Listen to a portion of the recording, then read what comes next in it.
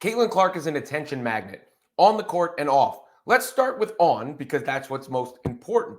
And there was a play in the game against the Chicago Sky that was indicative of just how much attention Clark can receive on the court. The gravity, if you will. The gravity. So here is the play in question. Clark draws all 5 Chicago Sky defenders. She's got the ball in transition here, where I think she needs the ball more in transition. She's so good on the attack there.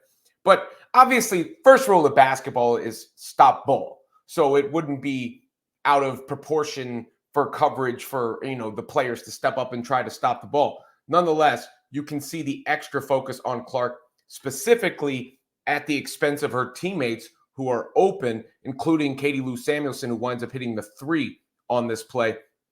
Clark gets into the lane. There is 1, 2, 3, 4, 5 Chicago Sky defenders around her. All of her teammates are left open on the perimeter. Both of her feet are in the paint, and Katie Lou Samuelson winds up draining the 3. And that's not the only example of the extra defensive attention Caitlin Clark has received, of course, right? I mean, we famously saw this play. I don't remember the exact date, but when Kelsey Mitchell was left wide open as a result of the extra defensive attention on Caitlin Clark. Look, you can see the action that the Fever are running here to get Caitlin moving. This is off the ball. The other play was on the ball, right? The other play was the attention she can draw on the ball. You see Caitlin heading toward the free throw line here. There she is. And she's going to run up to the screens to try and get open. There it is.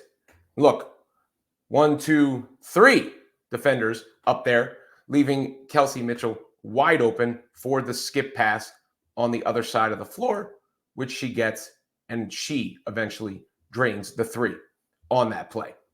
Then there was the free throw play that was shared everywhere earlier in the year, of course, where Ari McDonald forgot to shoot her second free throw because she was so focused on going and defending Caitlin Clark, face guarding her right here. I mean, that's the level of respect Caitlin's game has brought to the WNBA and to her, right? And, Caitlin is so equipped to deal with that. She's equipped to deal with it off the court, as we've seen, the extra attention, which I'll get to in a second, but she's equipped to deal with it on the court. You have this play with Aaliyah Boston, and their connection is getting more and more formidable, which is great to see for the Fever, who are now in a playoff spot, by the way. But you can see Caitlin here handling the ball. Again, extra attention from the defense. 2 defenders on the screen action there. A little bit of a hesitation because they're not sure what's happening. Boston rolls. Cardoso, I think, has eyes on Clark there for a second as well. That would make 3 defenders. Clark feeds it into Boston. Perfect pass for the layup. And that's how Caitlin Clark can beat and use her passing and playmaking skills to use that extra defensive attention against the defense and the opposition. And then there's the parts of her game that she can work on, because she's going to be tried to be forced into the spaces where she's least comfortable.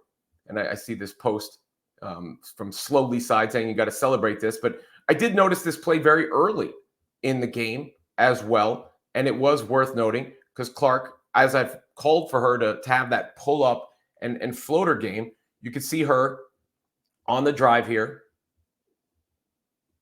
attacking the basket, a little bit of a wide angle. But instead of getting all the way there, she pulls up. And if she can start hitting these sorts of shots consistently, it's a wrap. It's a wrap. Despite all the defensive attention she's received, and I don't know what the current blitz statistics are, but there was a point in the season where Caitlin Clark was being blitzed more as an individual than any other team in the WNBA was. Clark is still putting up crazy numbers. I mean, she is going to shatter the rookie record for games of 20 points, 5 rebounds, and 5 assists. She's already got as many as Diana Taurasi did in her rookie year. I think she is one off the record now, or very close. She's going to shatter that record. Yeah. The Tamika Catchings record is 6. Most games, here's a graphic of it real quick I can pull up for you. Caitlin Clark is tied with Diana Taurasi for most 25-5 games by a rookie in WNBA history. She has 25 games left to pass Tamika Catchings' record, which obviously is going to happen.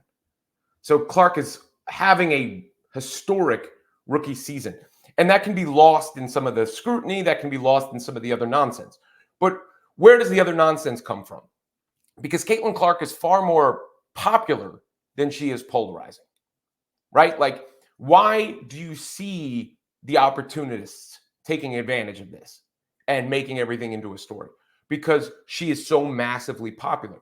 I bet you most people after the game against the Sky were actually focused on how entertaining a game that was and how fun Caitlin Clark was to watch in that game. Not the one particular foul from Angel Reese on Caitlin Clark, but as soon as some of those accounts with the reach that they have, and then some of the other nonsense accounts start blowing it up, that becomes a talking point out of proportion to what I think the general fan is thinking. And you see that with Caitlin's name all across the board. Because if you use Caitlin to make your point, or for anything, if I put Caitlin's name in a headline of a video, it will do better. And, look, I've been honest with the audience. This is helping me. There's no question. I try to approach it with integrity and honesty, but the subject matter is helping me because of her explosive popularity. This is like a different level, right? Like, I don't use the name Michael Jordan, haphazardly, flippantly. That's the kind, Caitlin Clark is having a Michael Jordan-like impact on her sport and is talked about like LeBron James. So it's Michael Jordan plus LeBron James. That's how big it is.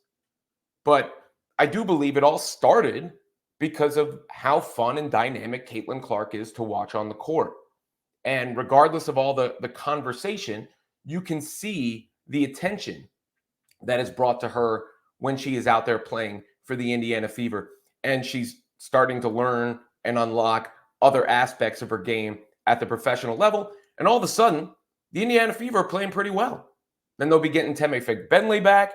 And maybe we could be talking about Caitlin Clark as a rookie playing in the WNBA playoffs. Wouldn't that be something?